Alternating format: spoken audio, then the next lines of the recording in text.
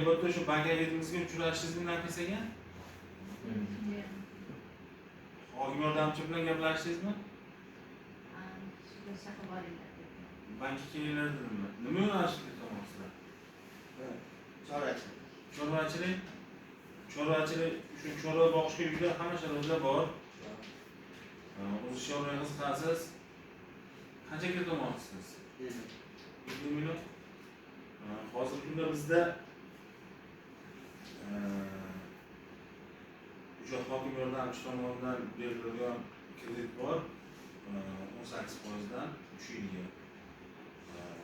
Hozirgi kunda hokim yordamchilarda agar resurs bo'lsa, birinchi o'rinda siz hokim yordamchisiga borib bo'ladigan bo'lsa, hokim yordamchingizdan o'sha tasdiqlar bizga jo'natadi. Biz ulardan ko'rib, sizga kredit ajratishni ko'rib chiqiladi bankda. Buning bo'yicha o'sha alohida mutaxassislarimiz bor, alohida bo'lim bor, o'sha ijtimoiy bo'limimiz bor.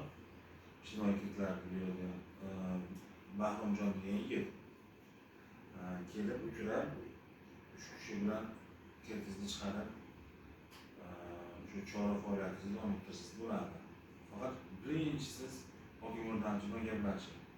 Shu Yangiobod hokim yordamchisi Jalolbek yo